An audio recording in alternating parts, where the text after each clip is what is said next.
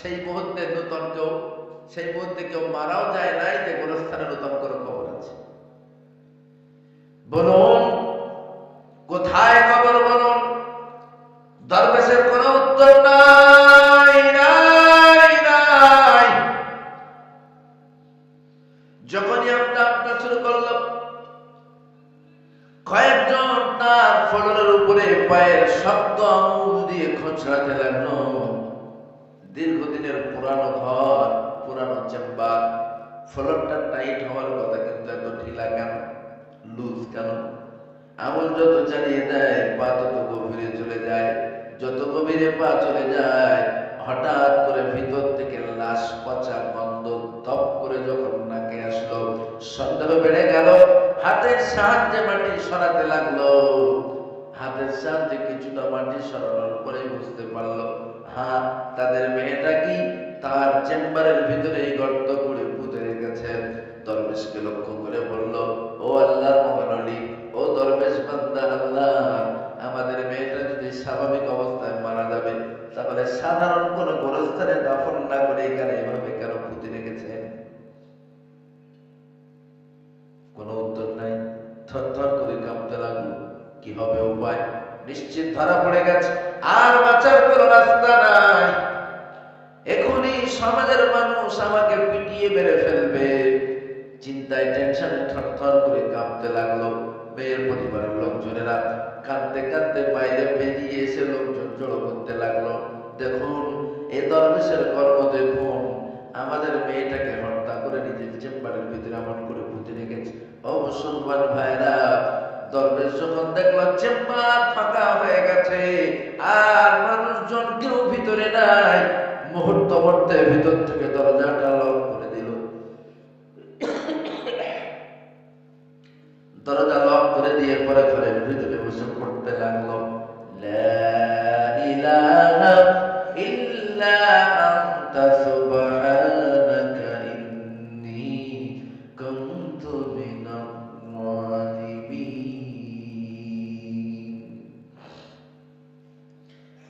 ডাইনে বামে সম্মুখে পিছনে চতুর্দিকে যখন অবরুদ্ধ, আর বাঁচার কোন রাস্তা নাই, নাই, নাই, তখনই পড়তে লাগলো, লা ইলাহা ইল্লা আনতা সুবহানাকা ইন্নী কুনতু মিনাজ জালিমিন। তো আমরা বর্তমান যুগের হাইব্রিড মার্কা মুসলমান, আমাদের কন্ডিশনও সেম। পকেটে টাকা থাকে যত সময়, আল্লাহর সঙ্গে পাল্লা চলে তত সময়, কোরআন সুন্নাহর আইন মানি তত সময়, সুবিধা পাই যত সময়। যখনই কোরআন সুন্নাহর আইন নিজের বিরুদ্ধে চলে যায়, তখন সেটা মানার প্রয়োজন মনে করি না। এই জন্য তো বলে সুবিধাবাদ জিন্দাবাদ। সুবিধা আছে যেখানে জিন্দাবাদ দেয় সেখানে, সুবিধা নাই যেখানে জিন্দাবাদ দেয় না সেখানে। ও মুসলমান ভাইরা, ডাইনে বামে সম্মুখে পিছনে সকল দিক যখন অবরুদ্ধ হয়ে যায়, তখন যদি আপনি লা ইলাহা ইল্লা আনতা সুবহানাকা ইন্নী কুনতু মিনাজ জালিমিন জিকির করেন, তারপরে আর আল্লাহর মদদ আসবে না।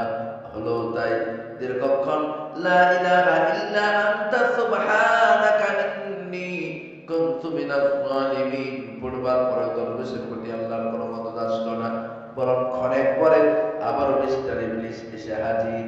বন্ধু, হার্ট ইন দি কেস, বললেন দি কেস ইজ জন্ডিস, বাট ভয় বলে ধরা খেয়ে গেছে, আর বাঁচার কোনো রাস্তা নাই।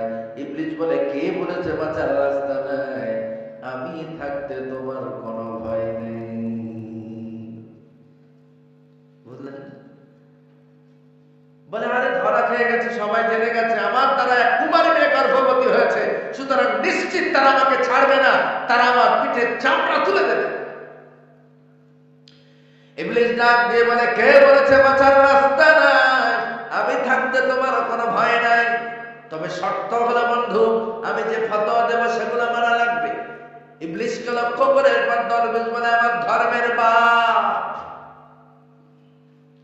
আগে বলেছিল ধর্মের ভাই, এবার বলে আমার ধর্মের বাপ।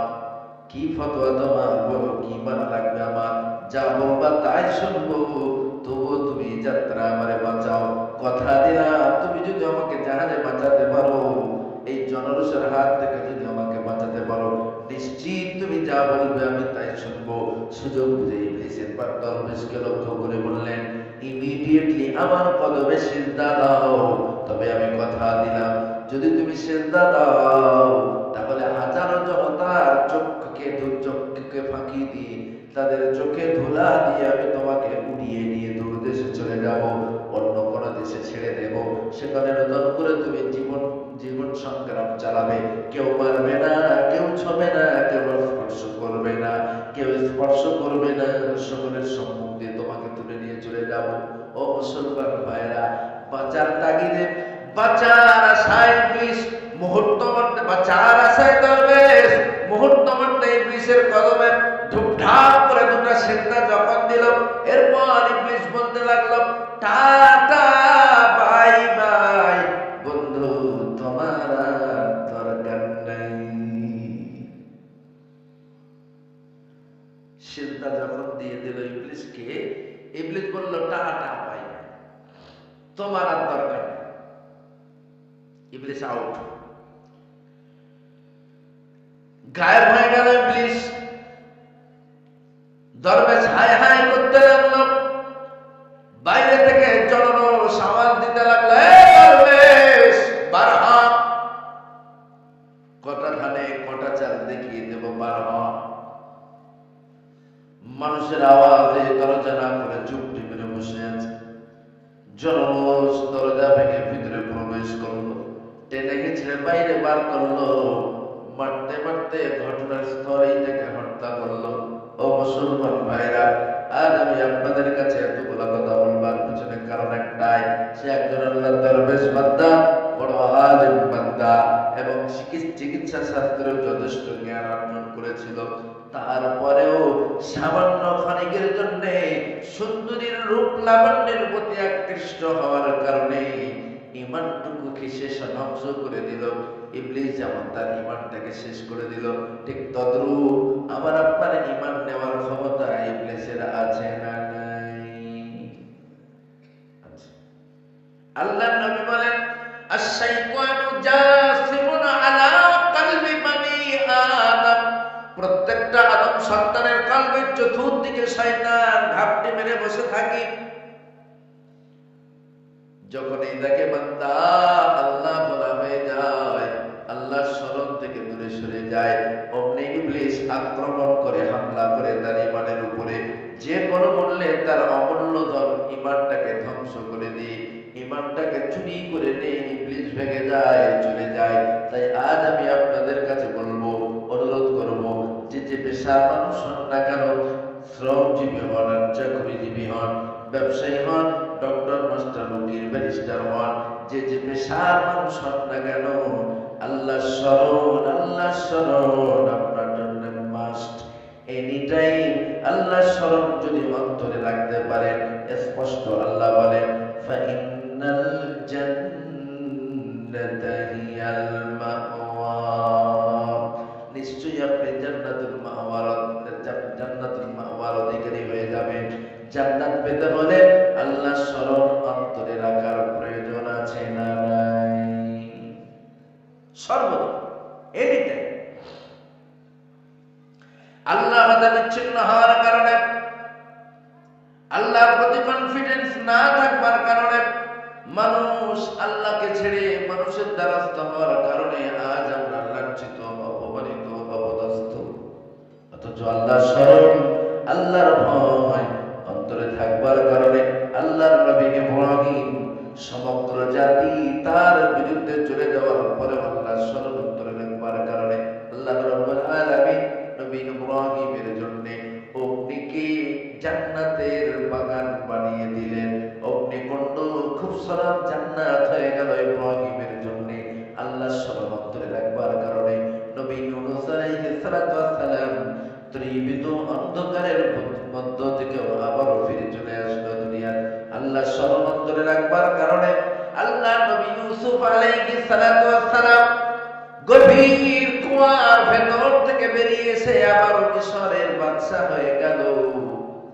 এমন করে আল্লাহ স্মরণ রাখবার কারণে নবী মূসাকে আল্লাহ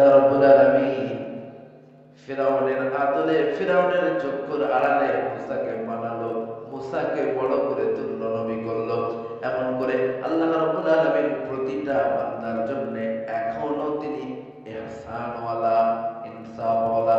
ডাইরেক্ট বললেন, বান্দারে যদি আমাকে ডাক মারো, আমি আল্লাহ আমার সাহায্য চাও, তোমরা যারা মুমিন তারা যদি আমার সাহায্যের জন্য আমাকে আল্লাহ বলে ডাক মারো, বান্দা ফাস্তাজাবনা লাহু ওয়া নাজ্জাইনাহু মিনাল গাম্মি ওয়া কাযালিকা নুনজিল মুমিনিন। যখন কোন মুমিন বান্দা আমার কাছে সাহায্য চায়, আমি আল্লাহ আমার জন্য ওয়াজিব হয়ে যায় আমার ওই মুমিন বান্দাকে সাহায্য করা। বলেন সুবহানাল্লাহ। কিন্তু দুর্ভাগ্য আমাদের আর সেই আল্লাহর প্রতি সাহস নেই, কারণ আমরা ডিজিটালে এতটাই, আমরা আধুনিকতায় এতটাই গা ভাসিয়ে দিয়েছি। এই আধুনিকতায় গা ভাসিয়ে দিয়ে ডিজিটাল মুসলমানে পরিণত হয়েছে। আমরা আল্লাহ বিশ্বাসী কম, কারণ সেটা তো হাতে হাতে পাওয়া যায়। হাতে হাতে যেগুলা পাওয়া যায়, নগদে যেগুলা পাওয়া যায়, সেইগুলাই আমরা বিশ্বাস। মুসলমান ভাইরা আমার, ১,৫০০ বছর ধরে কোরআন নিয়ে গবেষণা করলাম, প্রায় ১,৫০০ বছর ধরে বিশ্ব নবীর আদর্শের উপরে স্টাডি করলাম। ভাবতে অবাক লাগে, অবাক লাগে। আমার নবীর ব্যাপারে পণ্ডিত বাল্মীকি মুনি রামায়ণে কথা বলে, আবার নবীর ব্যাপারে অন্যান্য ধর্মশাস্ত্রের ভিতরে অন্যান্য ধর্মগুরুরাও কথা বলে। অথচ ভাবতে অবাক লাগে, হাইব্রিড মার্কা মুসলমান আমরা নিজেই নবীর কদর বুঝলাম না, নবীর মর্যাদা জানলাম না। আমরা নবীর উম্মত হলাম, অথচ নবীর উম্মত হওয়ার পরেও, নবীর উম্মতটা হওয়ার পরেও অপব্যবহার করলাম। অথচ পণ্ডিত বাল্মীকি মুনি সে যায় গায়ের কম, অন্য সম্প্রদায়ের মানুষ আমার নবী সম্পর্কে স্পষ্ট তিনি তার লেখা রামায়ণের ভিতরে বলেছেন, এত স্পষ্ট করে মেলচ্ছুতাতং সামাম্বিতং মুহাম্মদ ইতি খাতং শিষ্য শাখং সামাম্বিতং নিরীপস্যৈ মহাদেবং মরুদ্ধ নিবাসীনাং বিষ্ণুদাসসুমতিস্সা নমস্তস্যৈ নমঃ নমঃ নমঃ। সুবহানাল্লাহ। দ্বাদশ শুক্লা পক্ষ নমস্তস্যৈ নমঃ নমঃ নমঃ নমঃ বিষ্ণুদাসসুমতিস্সা নমস্তস্যৈ নমঃ নমঃ নমঃ। সুবহানাল্লাহ।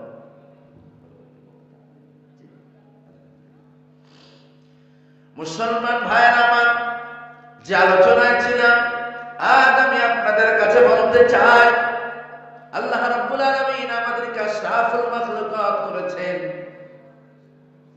মানব জাতির ভিতরে শ্রেষ্ঠ মানব জাতির ভিতরে শ্রেষ্ঠ নবী আমাদেরকে পাঠিয়েছেন। কোরআনের মতো একখানা কিতাব আমাদেরকে দিয়েছেন, রাসূলের মতো আদর্শ নবী আমাদেরকে দিয়েছেন। তারপরে আজকের আমাদের চরিত্র এতটাই নিম্নগামী, ১,৫০০ বছর ইসলাম, ১,৫০০ বছর ধরে কোরআন নিয়ে গবেষণা করবার পরেও আজ আমরা মুসলমান, অথচ নির্লজ্জের মতো মদ নামের পাতলা পানি পান করে এমন মুসলমান সমাজে আছে। মদ নামের পাতলা পানি পান করে বাড়িতে অনেক সময় বউরে মা বলে ডেকে বসে থাকি। অবশ্য কাছাড়ের যুবকেরা না, আমার কলিকাতার যুবকদের কথা বলছে, আশ্চর্য ব্যাপার, এত বেশি পরিমাণে খায়, রাতে অন্ধকারে হাঁটতে হাঁটতে যায়, রাস্তার পাশে দাঁড়ানো মোটা মোটা গাছগুলোকে ধরে ঠানে,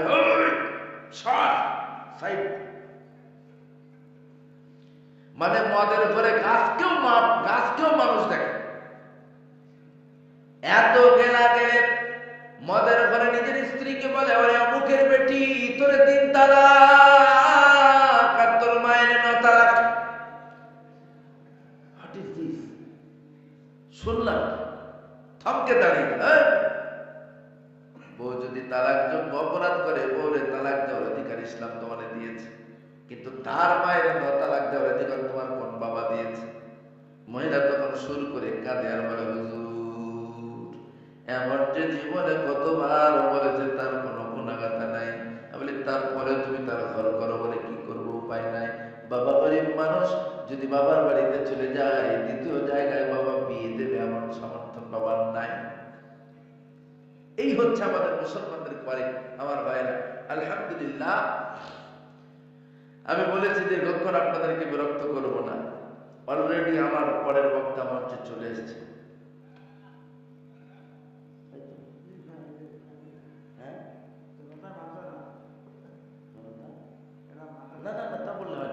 মঞ্চে বক্তা বসিয়ে রেখে বক্তব্য রাখাটা চরম বেয়াদবি, এটা আমি পারি না।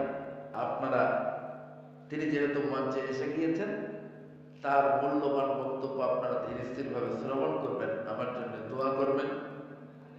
আল্লাহ সুস্থ রাখুন, শান্তিতে রাখুন, আপনারাও সুখে থাকবেন, শান্তিতে থাকবেন। ভ্রাতৃত্ব বোধের দিকে খেয়াল রেখে হিন্দু মুসলিম মিলেমিশে বসবাস করবেন, কারণ এটা গণতান্ত্রিক রাষ্ট্র। হিন্দু মুসলিম জৈন খ্রিস্টান, হিন্দু মুসলিম জৈন খ্রিস্ট সকলেরই বসবাস এই ভারতে। আমরা সকলের সঙ্গে কাঁধে কাঁধ মিলিয়ে চলব, কোনো অশান্তি, ঝগড়া, বিবাদ, ফাসাদ করব না। এবং অবশ্যই অবশ্যই অবশ্যই অবশ্যই প্রতিটা পদক্ষেপ নেওয়ার পূর্বে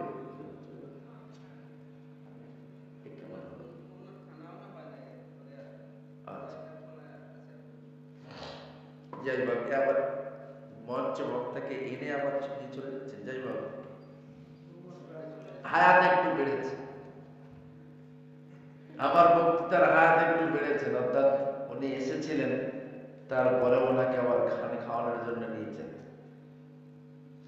মুসলমান ভাইরা আমার, যে কথায় ছিলাম, ও সমাজ, ও যুব সমাজ, ও যুব সমাজ, পা দুখানা এগিয়ে দাও। পা দুলিয়ে বলে যায়, ১৫০০ বছর ধরে কোরআন গবেষণা করলাম, বিশ্বনবীর আদর্শের উপরে স্টাডি করলাম, অথচ ১৫০০ বছর পর আমাদের চরিত্র এতটা খারাপ কেন হবে?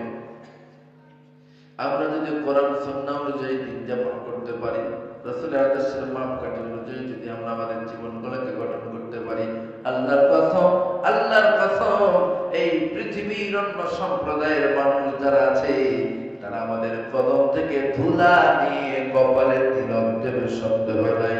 তাই তো হয় লাগে আপনাদের, আল্লাহর ভয় করুন, আল্লাহ সরবত্তর জায়গা। হ্যাঁ, যদি আল্লাহ সরব থেকে দূরে সরে যান, তাহলে আল্লাহ রাব্বুল আলামিন আপনাদের জন্য দুটা মারাত্মক সাজার ঘোষণা দিয়েছেন।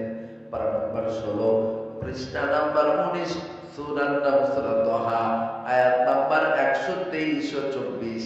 স্পষ্ট আল্লাহ বলেন, ওয়ামান আ'রাদা আন যিকরি ফাইন্না লাহু মাঈশাতান দানকা ওয়া নাহশুরুহু ইয়াওমাল কিয়ামাতি আ'মা। আবার বলি, পারা নাম্বার 16, পৃষ্ঠা নাম্বার 19, সূরার নাম সূরা তাহা, আয়াত নাম্বার 124 ও 25। ওয়ামান আ'রাদা আন যিকরি ফাইন্না লাহু মাঈশাতান দানকা ওয়া নাহশুরুহু ইয়াওমাল কিয়ামাতি আ'মা। আল্লাহ রাব্বুল আলামিন বলেন, যারা আল্লাহর জিকির থেকে দূরে সরে যায়, আল্লাহর স্মরণ থেকে বিচ্ছিন্ন হয়ে যায়, তাদের জন্য দুটো মারাত্মক সাজার ঘোষণা। একটা ঘোষণা হলো, একটা সাজা হলো দুনিয়াতে, আর একটা সাজা হলো আখিরাতে। দুনিয়াতে সাজা হলো যারা আল্লাহর স্মরণ থেকে দূরে সরে যায়, আল্লাহর জিকির থেকে যারা বিচ্ছিন্ন হয়ে যায়, আল্লাহ রাব্বুল আলামিন তাদের জন্য জমিনের উপরে রিজকের রাস্তা কমিয়ে দেন, ইনকামের রাস্তাকে মেরে দেন। সুতরাং আপনি যদি আল্লাহ ভোলা হয়ে যান, আপনি যদি আধুনিকতায় গা ভাসিয়ে দিয়ে ডিজিটাল হয়ে যান, তাহলে দৌড়ে পানি শুকিয়ে যাবে বুকের, রিজিক পাবেন না, ইনকাম হবে না। কারণ ইনকাম বাড়াতে হলে আল্লাহর স্মরণ অন্তরে রাখার প্রয়োজন আছে। তাই বলে যুব সমাজ, আল্লাহ আল্লাহ জিকির করো, আল্লাহ স্মরণ অন্তরে রাখো। সদা সর্বদা আল্লাহর স্মরণ যদি অন্তরে রাখতে পারো, আল্লাহ রিজকে বরকত দেবে, ইনকাম বেড়ে যাবে। আর যদি আল্লাহর স্মরণ থেকে বিচ্ছিন্ন হয়ে যায়, অবশ্যই অবশ্যই দুনিয়ার এই প্রান্ত থেকে ও প্রান্ত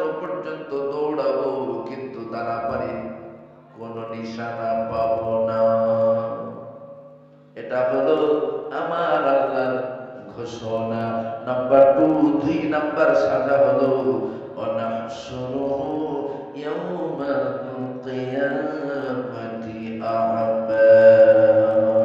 যারা কোরআন দেখলো, কোরআন শুনলো, কোরআনের আইন মানলো না, রাসূলের আদর্শের মাপকাঠি অনুযায়ী চললো না, তাদের জন্য আল্লাহ রাব্বুল আলামিন দিলেন ঘোষণা ওয়ানাহশুরুহু ইয়াওমাল কিয়ামাতি আ'মা।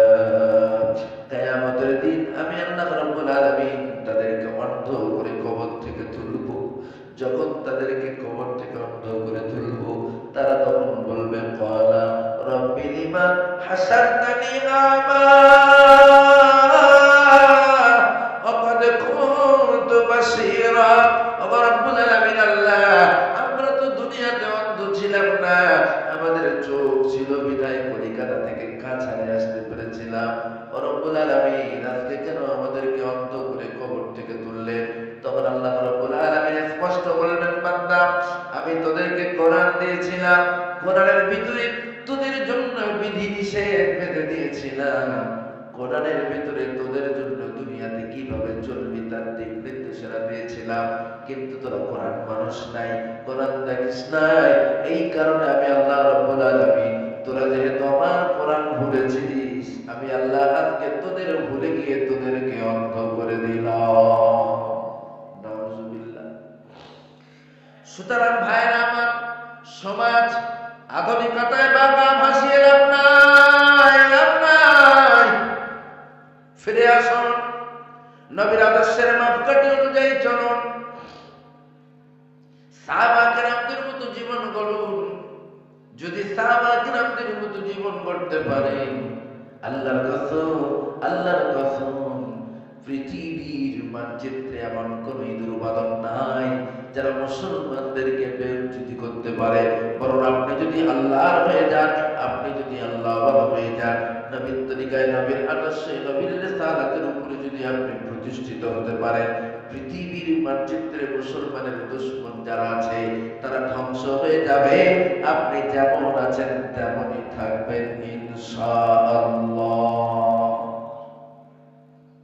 সেই কনফিডেন্সটুকু আমরা হারিয়ে ফেলেছি। তাকিয়ে দেখুন, কারো নাম ছিল ফিরাউন, কারো নাম ছিল নমরুদ, কারো নাম ছিল হামান, কারো নাম ছিল আব্রাহা, কারো নাম ছিল জর্জ ডব্লিউ বুশ। হয়ে গেল বুশ। ও মুসলমান ভাইরা, আজকে আপনাদের উপরে যারা দাদাগিরি দেখায়, মুসলমানদের বিরুদ্ধে যারা মন্তব্য করে, মুসলমানদের নবীকে যারা গালি দেয়, কোরআনের বিরুদ্ধে যারা মন্তব্য করে, নিশ্চয়ই তারা তাদের থেকে বড় বাদশা নয় যে নমরুদ সরাসরি আল্লাহর সঙ্গে জিহাদ ঘোষণার জন্য ইব্রাহিমকে বিরক্ত করে। অনেক লম্বা ইতিহাস, ওদিকে যাব না, তবে সংক্ষেপে বলি। নমরুদের রাজত্বের এরিয়া এতটাই ছিল, রাজত্বের পাওয়ার এতটাই বেশি ছিল, মাঝে মধ্যে ইব্রাহিমকে বলতেন, ইব্রাহিম, ও ইব্রাহিম, তুমি কোন আল্লাহর ইবাদত করো? তোমার আল্লাহর সঙ্গে আমি যুদ্ধ করব। যদি যুদ্ধে জয়লাভ করি তাহলে তুমি আমাকে আল্লাহ বলো, আর যদি তোমার আল্লাহর যুদ্ধে আমি হেরে যাই তাহলে তোমার আল্লাহকে আমরা মেনে নেব। বারবার ইব্রাহিমকে বলে, ও ইব্রাহিম, তোমার আল্লাহর কাছ থেকে ডেট নাও, কবে যুদ্ধ লাগবে আমার সঙ্গে। ভাবতে পারছেন নাকি? যেমন তেমন বাদশা নয়, আল্লাহর সঙ্গে জিহাদ করার, আল্লাহর সঙ্গে যুদ্ধ করার সাহস দেখায় এমন বাদশা। ইব্রাহিম মুচকে হাসে, বলে কি, কারণ নমরুদের আল্লাহর সংজ্ঞা জানা ছিল না, আল্লাহ রাব্বুল আলামিনের সংজ্ঞা জানতেন আমার নবী ইব্রাহিম। মুচকে হাসে। বারবার নমরুদ বিরক্ত করে আর বলে, ও ইব্রাহিম, আমি বারবার তোমাকে বলছি অথচ তুমি কানে পাচ্ছ না, কারণ কি তোমার আল্লাহ বুঝি আমার সঙ্গে পারবে না, এই জন্য তুমি গায়ে পাতো না। তোমার আল্লাহ আমার সঙ্গে শোধ দিতে পারবে না, এই জন্য তুমি কর্ণপাত করো না। নবী ইব্রাহিম আলাইহিস সালাতু ওয়াস সালাম মনে মনে ভাবলেন, এই কথাটা আল্লাহর কাছে বলি কিভাবে? আল্লাহর সঙ্গে যুদ্ধ করবে কোন এক নাদন এই দাবি করছে, কথাটা আল্লাহর কাছে বলাটা তো আল্লাহকে ছোট করা। তারপরেও বারবার বারবার যখন ইব্রাহিমকে নমরুদ বিরক্ত করে, ঠিক ইব্রাহিম আলাইহিস সালাতু ওয়াস সালাম আল্লাহ রাব্বুল আলামিনের কাছে এমন করে আবেদন করেন, যেমন করে বাচ্চারা মায়ের কাছে বলে, আম্মু একটা আইসক্রিম খাবো, আম্মা একটা আইসক্রিম দাও, আম্মা প্লিজ একটা আইসক্রিম দাও, আম্মা একটা লবণ জুস কিনে দাও, একটা চকলেট কিনে দাও। বাচ্চারা যেমন মায়ের কাছে আবদার করে, আম্মু একটা লজেস দাও, একটা আইসক্রিম কিনে দাও, ঠিক তেমন করে আল্লাহ রাব্বুল আলামিনের কাছে নবী ইব্রাহিম দাবি করলেন বাচ্চা ছেলের মতো, ও রব্বুল আলামিন আল্লাহ, বারবার নমরুদ আমাকে প্রেসার করেছে আপনার সঙ্গে যুদ্ধ করব বলে। আল্লাহ নবী ইব্রাহিম যখন আল্লাহর কাছে বললেন, আল্লাহ কোনো উত্তর দিলেন না, আবারও বললেন, রব্বুল আলামিন নমরুদ আমাকে বাঁচতে দেয় না, টিকতে দেয় না, উঠতে বসতে বলে, তোমার আল্লাহর সঙ্গে যুদ্ধ করব, ডেট নাও। আল্লাহ ডেট একটা দেয় না। যখন নবী ইব্রাহিম আলাইহিস সালাতু ওয়াস সালাম আল্লাহ রাব্বুল আলামিনের কাছে একেবারে বাচ্চা ছেলের মতো মায়ের কাছে আইসক্রিমের দাবি করবার মতো করে যখন বারবার বললেন, আল্লাহ রাব্বুল আলামিন ইব্রাহিমকে বললেন, যাও নমরুদকে সৈন্য সামন্ত নিয়ে রেডি হতে বলো, আমার সময় মতো আমার বাহিনী চলে আসবে। কোন জায়গায়? ডেট একটা ঠিক করা হলো, স্থানও ঠিক করা হলো, অমুক জায়গায় অমুক ময়দানে অমুক তারিখে। নমরুদের কটা সৈন্য আছে নেই রেডি থাকতে বলো, সময় মতো আমার সৈন্যরা আসবে। যথারীতি সময় মতো নমরুদ তার যত সৈন্য বাহিনী ছিল সবগুলাকে দাঁড় করিয়ে দিল। এখনকার মতো তার নামি দামি বন্দুক ছিল না, তখন শুধু তীর ধনুক নিয়ে যুদ্ধ হতো। সকলে তীর তাক করে দাঁড়িয়ে আছে নমরুদের নমরুদের লক্ষ লক্ষ সৈন্যরা। নিজের যে কটা ছিল সে কটারে দাঁড় করালো। পার্শ্ববর্তী দুটো রাষ্ট্র, বন্ধু রাষ্ট্র, তাদের সৈন্য গোলাকে এনে দাঁড় করালো। আল্লাহর সঙ্গে যুদ্ধ করা হবে, এই যুদ্ধে যদি পরাজয় বরণ করি তাহলে তো আর মাথা উঁচু করা যাবে না। এই জন্য পাশের দুটো বন্ধু রাষ্ট্রের কাছ থেকে সেনা নিল। 3 দেশের সেনা নমরুদ একেবারে হাতে, প্রত্যেকের হাতে তীর ধনুক তাক করিয়ে দাঁড় করালো।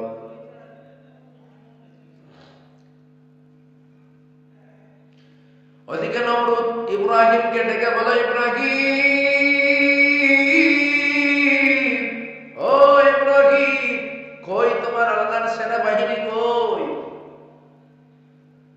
আমার সৈন্যরা প্রস্তুত যুদ্ধ করবার জন্য।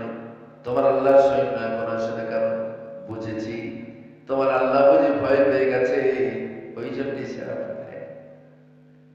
শুনবে, তোমার আল্লাহ সম্ভবত ভয় পেয়ে গেছে, ওই জন্য সেনা পাঠাচ্ছে না। নিশ্চিত পরাজয় ভেবে তোমার আল্লাহ কোনো বাহিনী পাঠাচ্ছে না। ইব্রাহিম হাত দুখানা তুলে আল্লাহর কাছে ফরিয়াদ করেন আর বলেন, রব্বুল আলামিন আল্লাহ,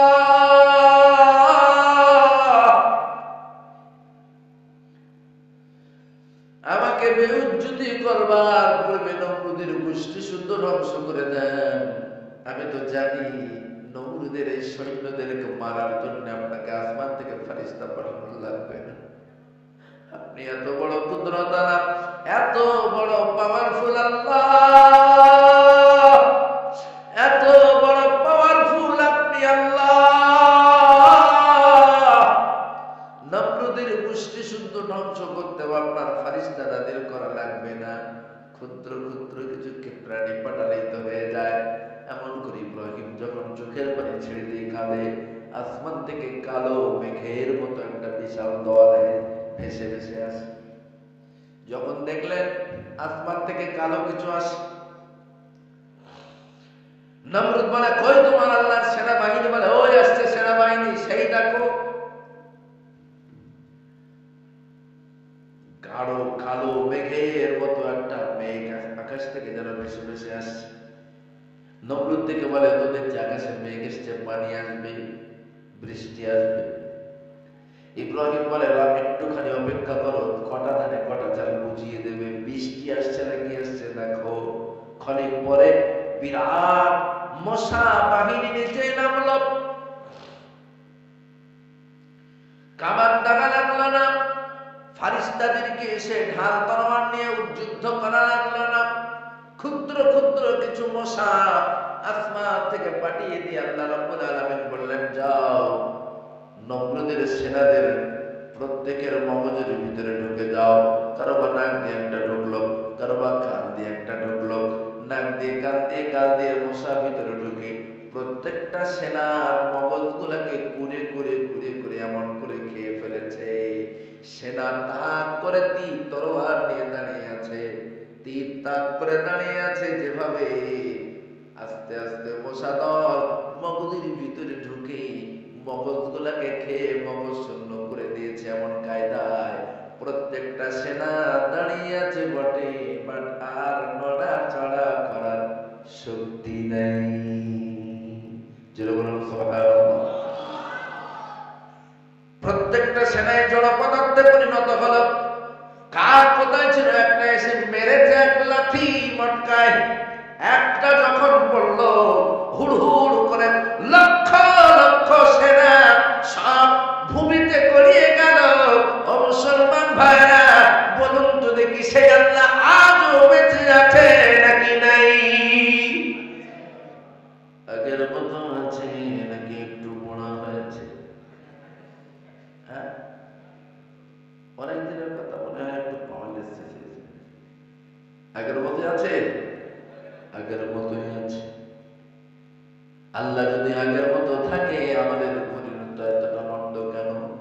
কে আবার নবীকে গালি দিল, কে মসজিদে মাবনি ভাঙলো, এ নিয়ে আমাদের মাথা ব্যথা না করাটাও ঠিক নয়।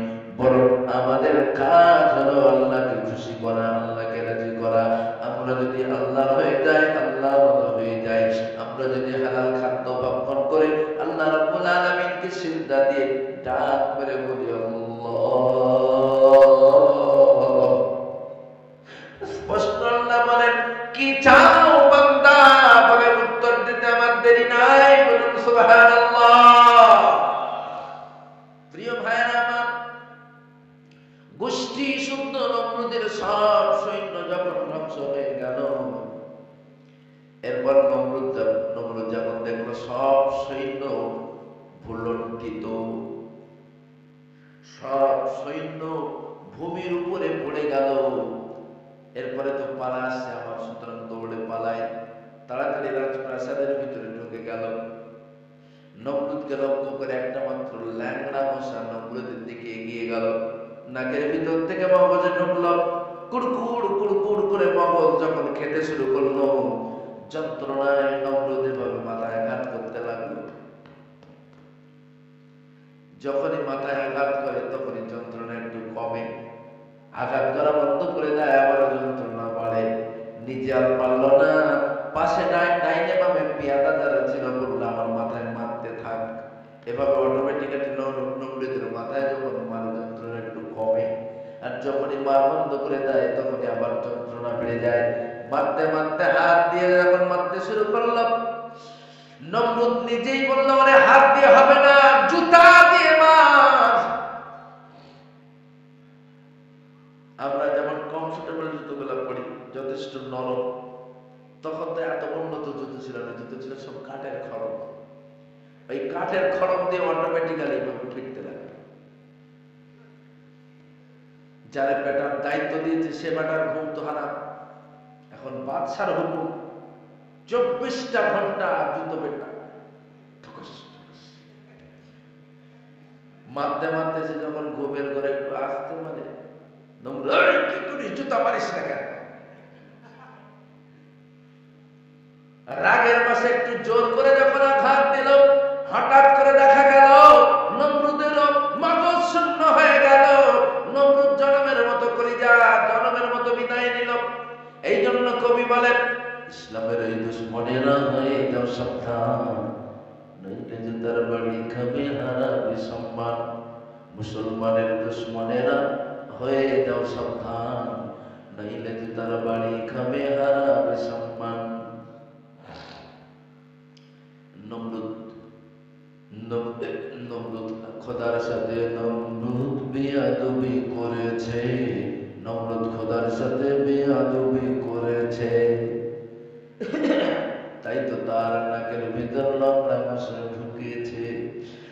মশা যখন কামড় দেয় জুতার বাড়ির প্রয়োজন হয়, মশা যখন কামড় দেয় জুতার বাড়ির প্রয়োজন হয়, ওই জুতারই আঘাত খেয়ে দুনিয়া থেকে নিপাত যায়। ইসলামের এই দুশ্মনেরা হয়ে যাও সাবধান, নাইলে জুতার বাড়ি খাবে হারাবে সম্মান। ইসলামের এই দুশ্মনেরা হয়ে যাও সাবধান, নাইলে জুতার বাড়ি খাবে হারাবে সম্মান।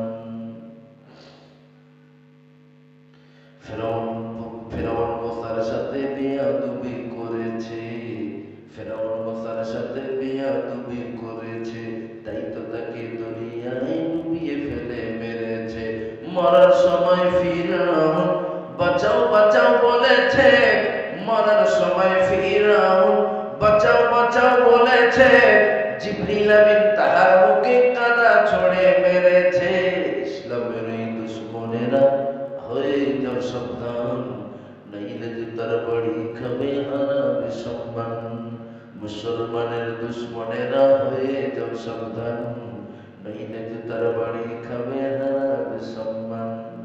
মুসলমানের সাথে বুশ বেয়াদবি করেছে, তাই তো তাকে সাংবাদিক জুতা ছুঁড়ে মেরেছে। প্রথম জুতো ছুঁড়ে দেয় বুশ, মাথা তখন ঘুরিয়ে নেয়, আবারও সাংবাদিক দ্বিতীয় জুতো ছুঁড়েছে।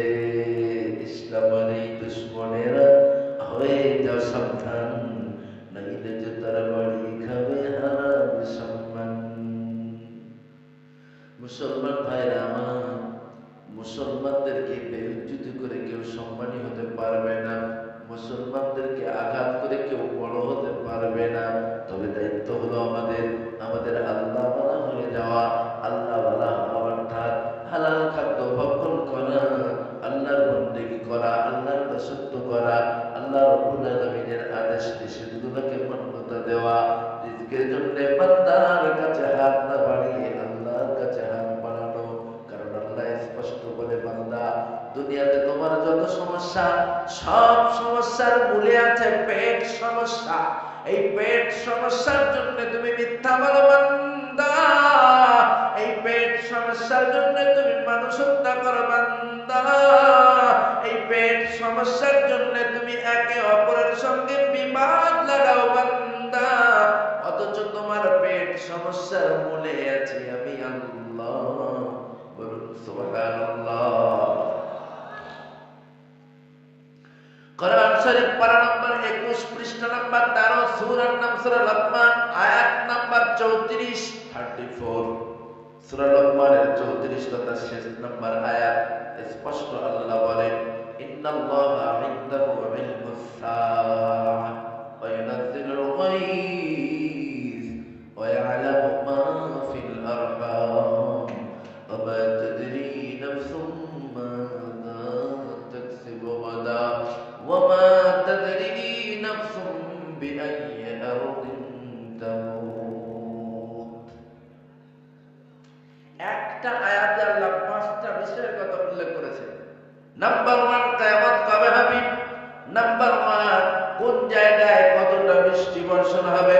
নাম্বার 2, কোন জায়গায় কতটা বৃষ্টি বর্ষণ হবে। নাম্বার 3, মাতৃগর্ভে কি সন্তান দেওয়া হবে। নাম্বার 4, কার কোথায় কত টাকা রিজিক আছে। নাম্বার 5, কার কি অবস্থায় কোথায় কেমন করে মৃত্যু হবে। 5টা বিষয় সরাসরি আল্লাহ নিজে তার হাতে রেখেছেন, অন্য কোন ফেরেশতার দায়িত্ব দেন নাই। সুতরাং ও মুসলমান ভাইরা, আল্লাহর পক্ষ থেকে আপনার জন্য যেটা বাজেটকৃত অর্থ, যেটা বরাদ্দ আপনার জন্য আছে, তাছাড়া 1 পয়সা বেশি বা কম হওয়ার কোনো জায়গা নেই। আমরা মানুষ, শ্রেষ্ঠ জাত। আমাদের রিজকির কথা আল্লাহ ভাববেন না, এটা তো ভাবাই যায় না। আল্লাহ ডাইরেক্ট বলছে, বান্দা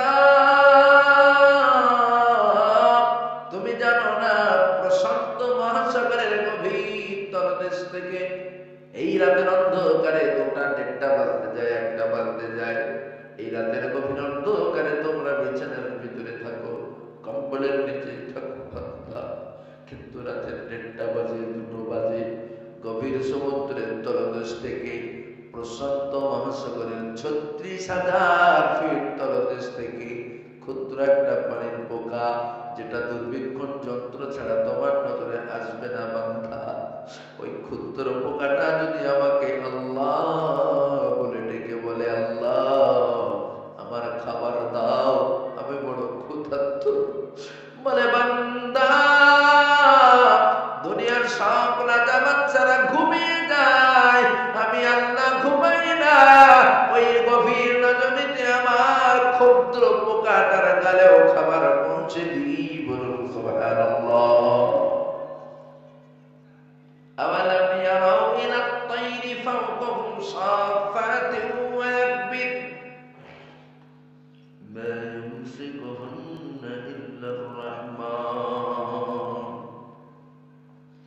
দেখে নাকি তারা পাখিটি কেমন মেলি 2টি ডানা উড়িয়া বেড়ায় শূন্যের পরে, আবার সে ডানা গুছিয়ে চলে, কিন্তু তবুও পড়ে না। বলো দেখি কে বা তারে শূন্যে ভাসিয়া রাখিয়াছে, ভিন্ন সে এক প্রভু।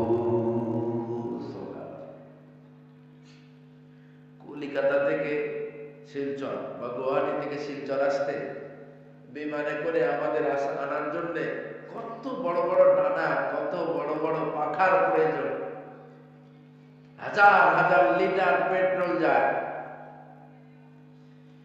আল্লাহ বলেন দেখে নাকি তারা